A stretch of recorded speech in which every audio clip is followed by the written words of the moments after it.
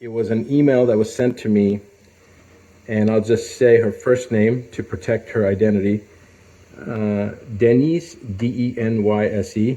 Maybe that's not protecting her identity because that's not a common name, but anyway, Denise is her name, and she sent an email, and this email talked about something that's happening in Canada. The subject was leaked email from Liberal Party of Canada lays out the plan for what's going to happen in November, December, and then the first and second and third quarters of 2021.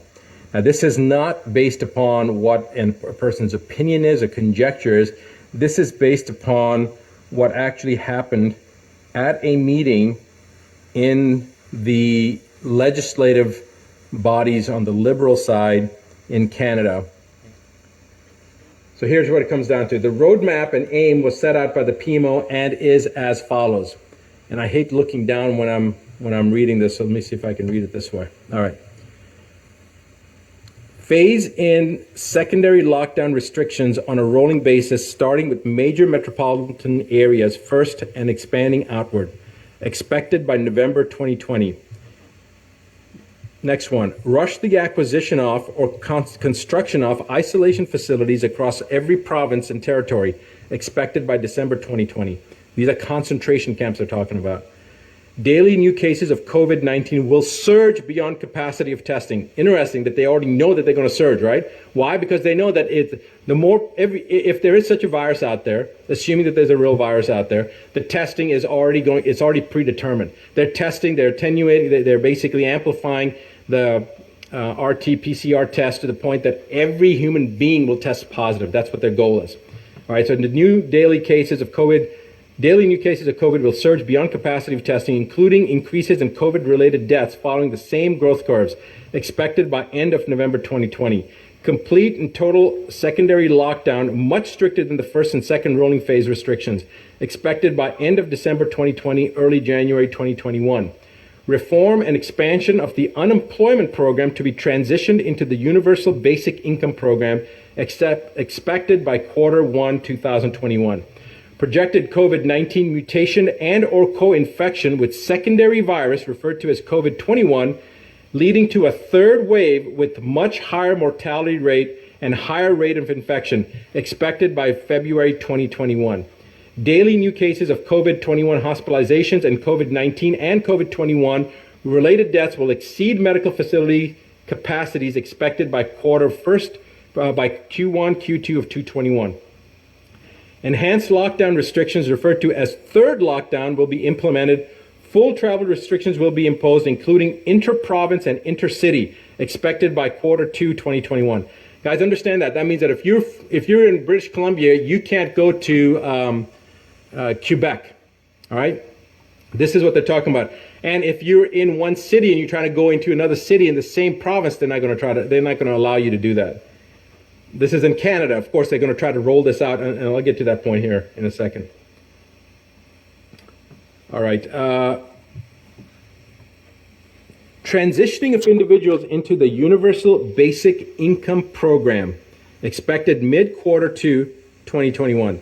Projected supply chain breakdowns in inventory storage, large economic instability, all expected late Q2 2021.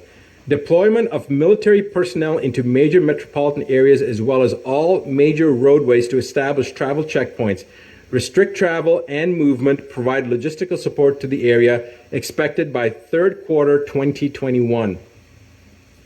Along with that provided roadmap, the Strategic Planning Committee was asked to design an effective way of transitioning Canadians to meet an unprecedented economic endeavor, one that would change the face of Canada and forever alter the lives of Canadians.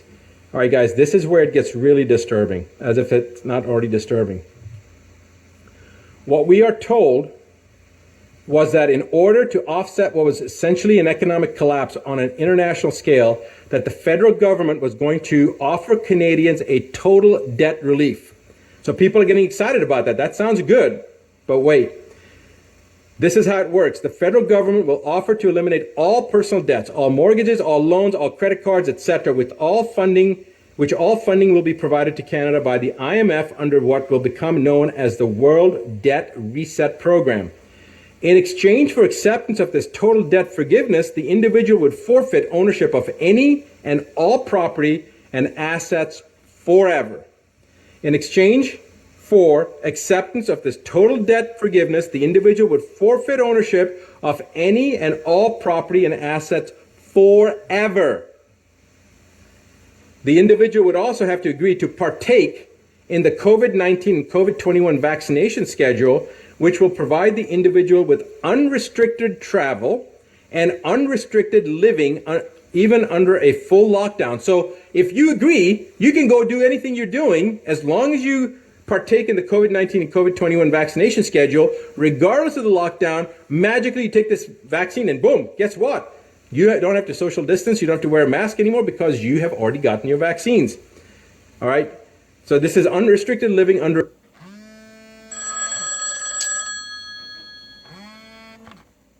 as Canada's Health Pass. Committee members asked who would become the owner of the forfeited property and assets in that scenario, and what would happen to lenders of financial institutions. We were simply told the World Debt Reset Program will handle all of the details. So when they were asked what happens to the property and what happens to the banks, don't worry about it, we're going to take care of it. That's what they were told. All right. And now it gets really, really interesting. Wow. Committee members asked who would become, I read that. Several committee members also questioned what would happen to individuals if they refused to participate in the World Debt Reset Program or the Health Pass or the vaccination schedule. The answer we got was very troubling. Essentially, we were told it was our duty to make sure we come up with the plan, meaning the Liberal Party was told that it was their duty to come up with the plan to ensure that would never happen. We were told it was in the individual's best interest to participate. When several committee members pushed relentlessly to get an answer, we were told that those who refused would first live under the lockdown restrictions indefinitely, and that over a short period of time, as more Canadians transitioned into the debt forgiveness program, the ones who refused to participate would be deemed a public safety risk and would be relocated into isolation facilities. Once in those facilities, they would be given two options: participate in the debt forgiveness program and be released, or stay indefinitely in the isolation facility under the classification of a serious public health risk and have all your assets seized. As you can imagine, after hearing all of this, it turned into quite the heated discussion and escalated beyond anything I've ever witnessed before.